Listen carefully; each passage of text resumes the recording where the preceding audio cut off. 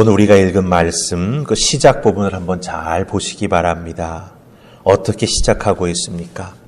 어떤 사람이 예수님께 와서 구원받는 자가 적은지 묻습니다. 그렇죠? 예. 구원받는 자가 적은지 묻습니다. 그러니까 예수님 주변에 구원받는 사람들의 숫자에 관심이 있는 사람들이 있었습니다. 아마도 예수님 옆에서 지켜보면서 구원받는 사람들이 몇 명이나 될까? 그와 같은 것들을 관심 깊게 바라보았던 것 같습니다. 그런데 지켜본 바에 따르면 구원받는 사람이 그리 많아 보이지 않았던 것 같습니다. 그래서 예수님께 구원받는 자가 적습니까? 이렇게 물어보는 거죠. 많다, 적다. 이 숫자가 예수님의 공생의 3년의 성공과 실패를 가름짓는 기준이 아니라고 하는 것을 우리는 잘 압니다. 많든지 적든지 때를 얻든지 못 얻든지 우리 주님은 하나님의 뜻을 이루기 위해서 십자가를 지시기 위해서 예루살렘으로 가셔서 결국은 십자가에 달려 죽으시는 것, 그게 사명의 완성이지요. 그런데 예수님을 옆에서 지켜본 자는 숫자에 관심이 있었습니다. 예수님을 따르는 자들의 숫자가 많아지면 많아질수록 성공한 것이고 예수님을 따르는 자들의 숫자가 적으면 적을수록 실패한 것이다 라고 생각했던 것입니다.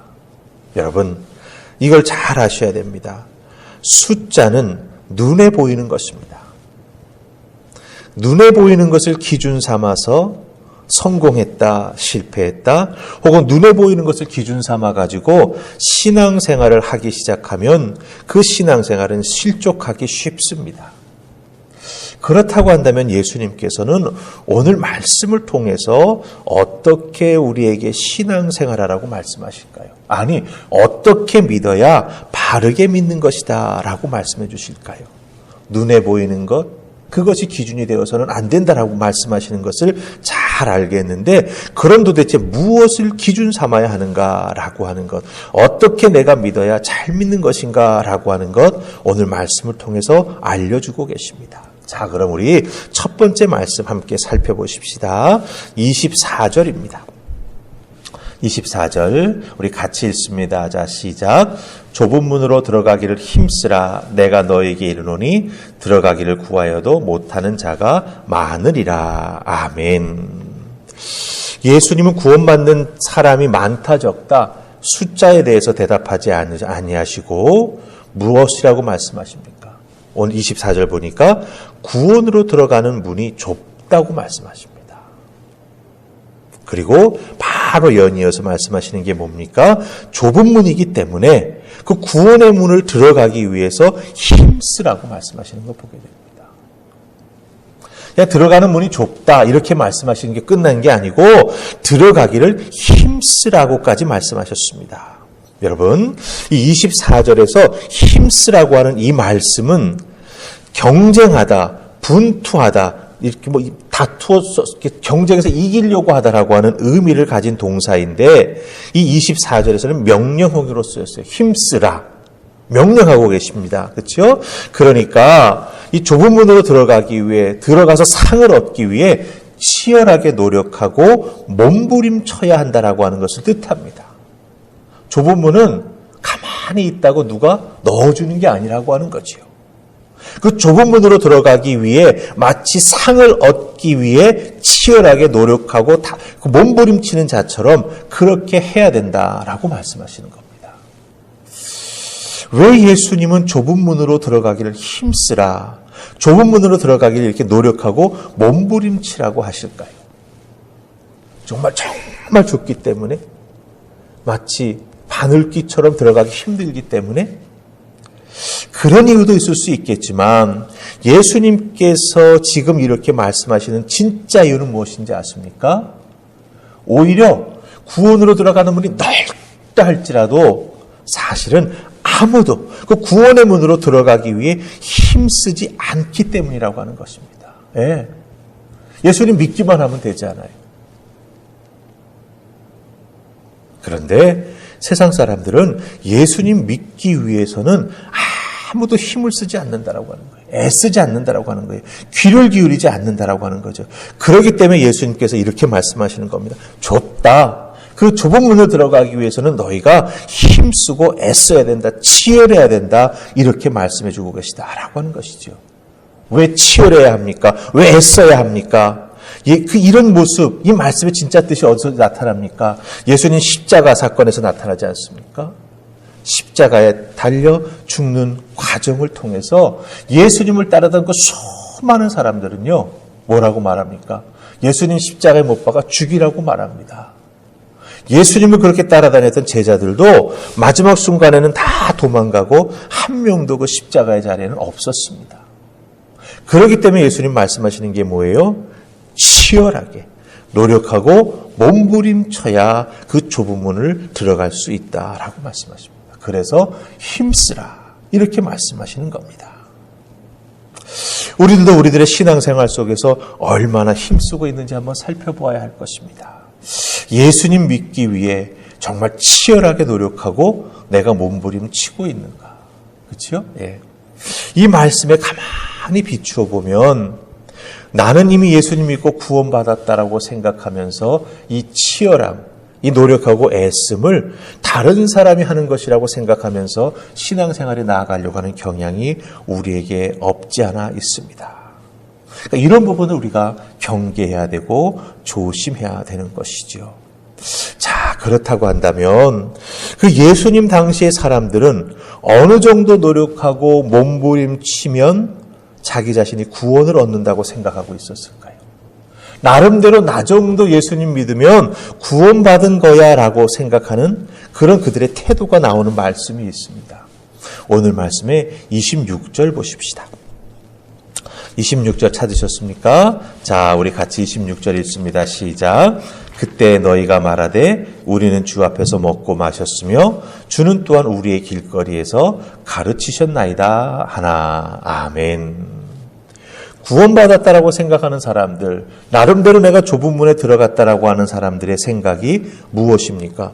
주 앞에서 먹고 마셨고 우리들이 지나다니는 길에서 예수님 가르치시는 모습 듣고 가끔 귀에 들리는 소리를 들었습니다.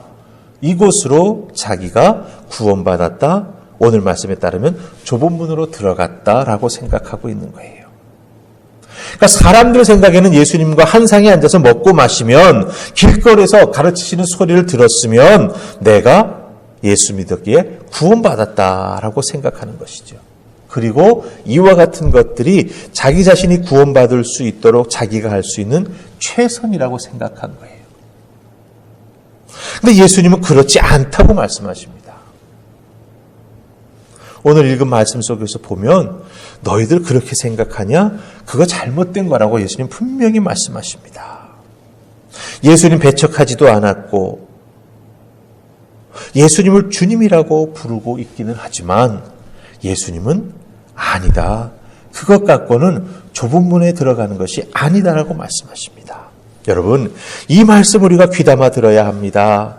사람들은 나름대로 믿습니다. 숫자 따지면서. 그렇죠? 이 나름대로라고 하는 것은 사실 자기가 기준이기도 하지만 또 하나는요, 세상과 타협한다라고 하는 의미를 가지고 있습니다.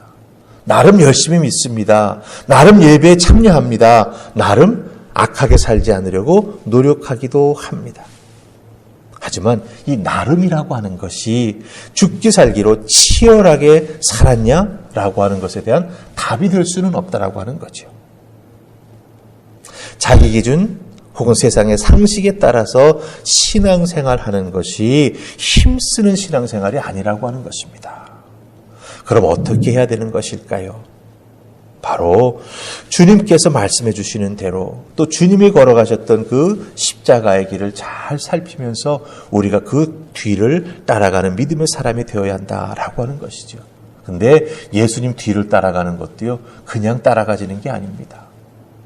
그냥 예수님 뒤를 따라가려고 했던 베드로 얼마나 크게 실패합니까? 그렇죠? 나름대로 예수님 앞에서 신앙 고백도 잘했어요. 열심도 있었습니다. 예수님 잡으러 오는 자들 앞에서 칼도 꺼내서 싸워보려고 했습니다. 그런데 한순간에 무너졌거든요. 나름대로는 베드로 자기 기준에 따라서 한 것이지요. 하지만 그것만 가지고는 안 돼요. 예수님을 힘써 믿고 따르기 위해서는 우리가 성령의 은혜와 능력을 꼭 덧입어야 합니다. 그렇기 때문에 예수님께서는 부활하시며 하늘로 승천하실 때 뭐라고 말씀하셨습니까? 예루살렘을 떠나지 말고, 그렇죠? 성령의 충만함을 받으라 말씀하셨습니다. 그 성령의 충만함이 있을 때야 우리가 힘써 예수님 믿을 수 있습니다. 나름대로 믿는 게 아니라 우리 주님께서 원하시는 믿음의 삶을 온전히 믿는 하나님의 사람, 성령 충만할 때 이루어낼 수 있다라고 하는 것이죠. 그래서 여러분들 신앙생활하며 기도생활에 나아가실 때 특별히 이 부분을 놓고 기도해야 됩니다. 힘써 믿기를 소망합니다. 내 기준이 아니라, 세상의 기준이 아니라, 나름대로가 아니라 주님 원하시는 신앙생활 바로 하고 싶습니다. 그런데 내 힘만으로는 안 되니 성령 하나님 나를 도와주십시오 라고 고백하고 외치며 충만함을 위해서 간구할 때 성령님 함께 해주시면서 우리가 힘써 신앙생활에 나아갈 수 있도록 놀라운 은혜와 능력을 더하여 주신다라고 하는 것 꼭 기억하시고 오늘 주신 말씀 잘 기억하시기 바랍니다.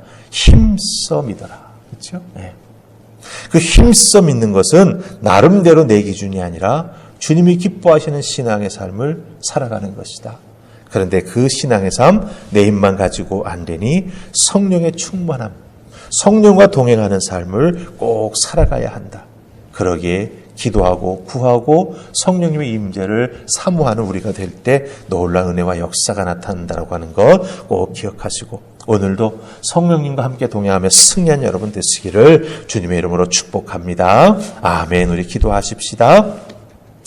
좋으신 하나님 은혜 감사합니다. 오늘도 저희들을 주의 손으로 부르셔서 우리들의 신앙생활 열심히 내라고 말씀해 주시니 감사합니다. 주신 말씀 잘 기억하면서 나름이 아니라 주님이 기뻐하시는 믿음의 삶 살아가기 위해 성령님과 함께 동행하며 신앙생활에서 승리해 나아간 우리가 되게 하여 주시옵소서. 이 새벽 우리와 함께 해주시고 성령님 기름 부어주실 줄 믿사옵고 예수님 이름으로 기도하옵나이다. 아멘.